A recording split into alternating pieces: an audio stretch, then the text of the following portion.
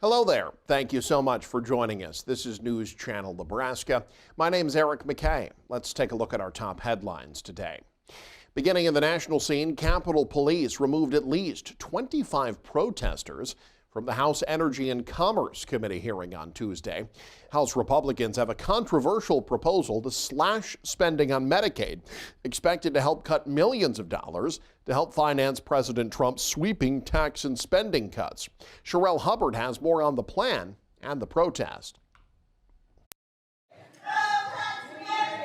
Some very loud and vocal protesters were wheeled out of the House Energy and Commerce Committee meeting Tuesday afternoon. The committee has goals of cutting $880 billion from programs in its jurisdiction over the next decade, according to an initial Congressional Budget Office analysis, by clawing back unspent IRA funds, axing clean energy programs, and making changes to Medicaid eligibility requirements. The abuse ends now. Republicans say they intend to cut the waste, fraud, and abuse from programs like Medicaid. For far too long, illegal immigrants and able-bodied Americans who can return to the workforce have been draining funds from the low income who need that Medicaid. One version of the committee's proposed plan would require certain recipients, ages 19 to 64, to work at least 80 hours a month to retain their benefits. Chairman Brett Guthrie says the plan is for Medicaid to cover only the people it was intended for. Expectant mothers,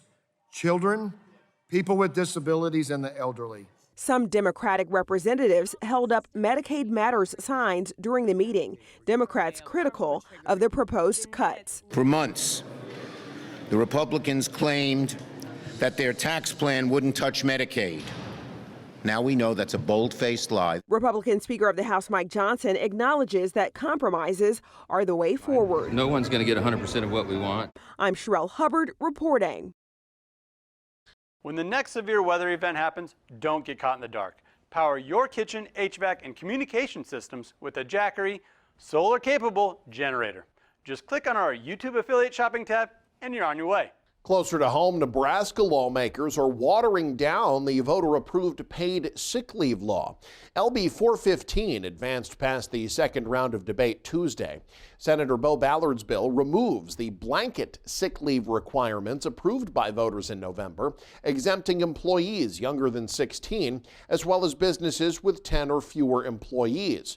Lawmakers originally approved an amendment reducing that employer exception to 5 workers instead of 10, but that was reconsidered and voted down. North Platte Senator Mike Jacobson led the push to kill that amendment, saying small businesses in his district will struggle with the new rules. We do live in a capitalistic society, and we are competing for employees.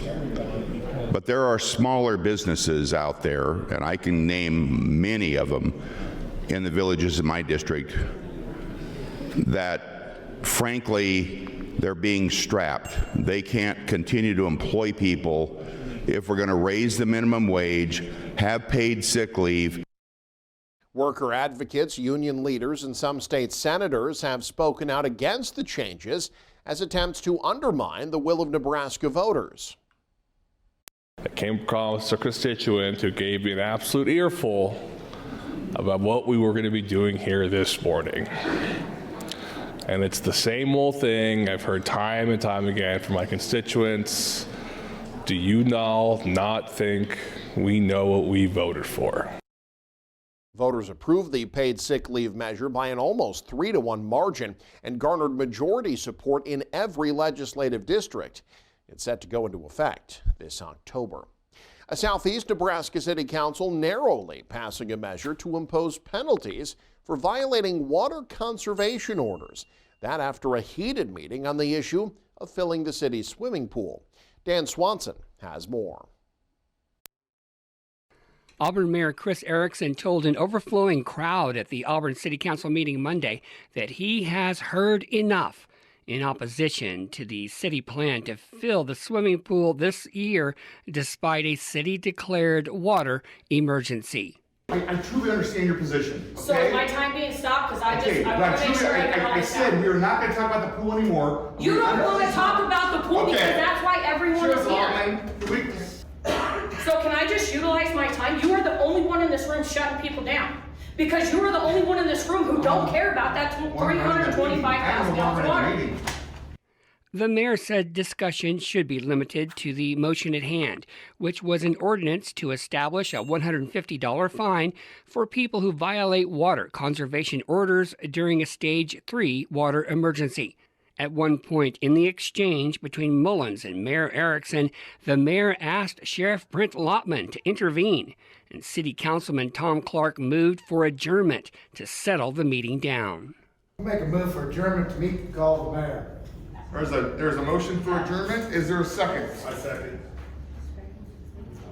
Call the roll. The adjournment motion failed on a vote of 2-4. This is insane to me that you sit up here, and I'm gonna call you out, you sit up here, okay with the fact of we're filling up a pool, but you ain't looking out for the livelihood of your people. We are your people. This is your town, Mayor. Erickson said the city's Board of Public Works is allowing car washes, and the pool will be filled over a long enough period of time that it is not expected to deplete the aquifer or city wells. From Auburn, I'm Dan Swanson, News Channel, Nebraska.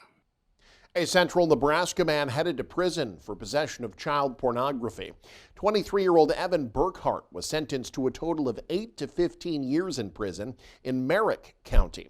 Burkhart was convicted on multiple counts related to a 2023 investigation that began after Google flagged him to the National Center for Missing and Exploited Children.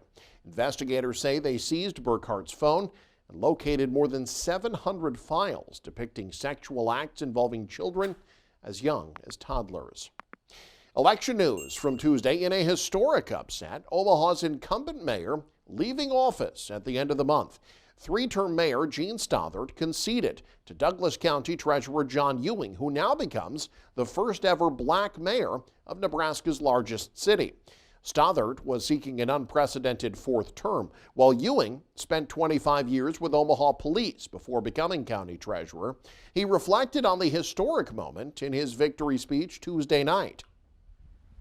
I am deeply honored and humbled to stand before you today as your mayor-elect. 56% of voters chose Ewing compared to 43% for Stothert. She garnered 65% of the vote in her last re-election in 2021. Voters in Omaha also weighed in on all 7 city council seats, as well as a charter amendment that mandates all city council vacancies be filled by an election if the office is vacated in the first 2 years of a term. Voters, meanwhile, in 3 counties in southeast Nebraska have shut down a plan to expand and enhance tri-county public schools facilities.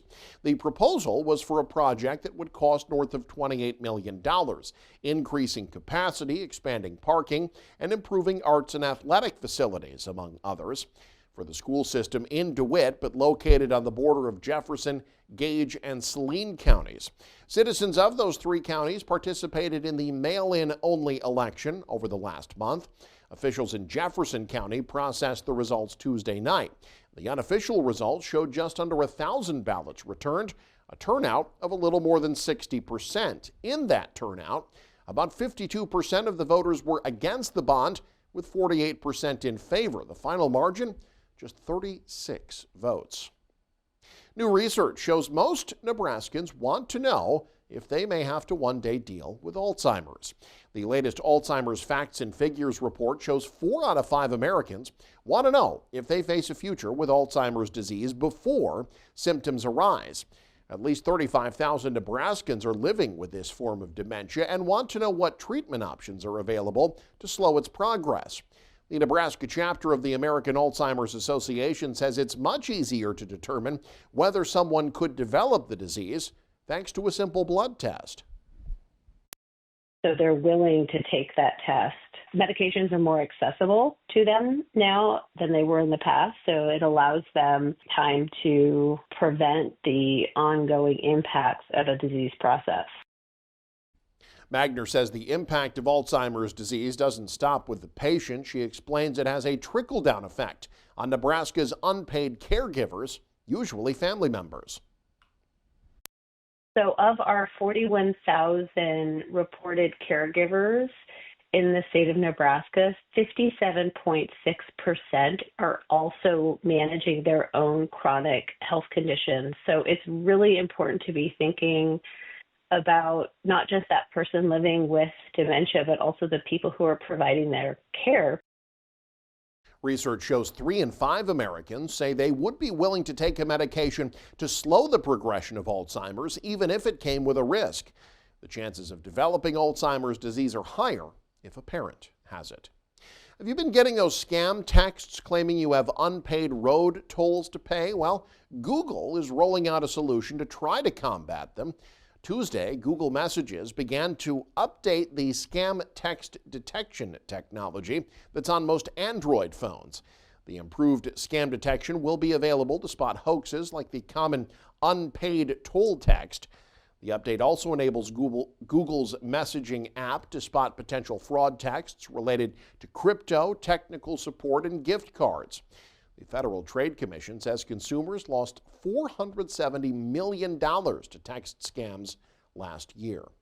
And finally, a 7th grader from Christ Lutheran School in Norfolk is stepping up in a big way to help Madison County get a new K9 officer.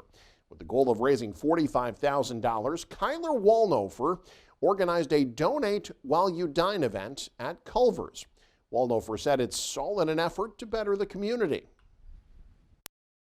Kind of inspired me was I want people to feel safer. If they know that we have a canine, they maybe won't be as scared because they can now find people like search and rescue. If someone gets lost, the dog can help them find them. And I want them to be able to help others without having to feel scared because I'm not the kind of person that likes to talk to other people. So this really increased my ability to talk to other people.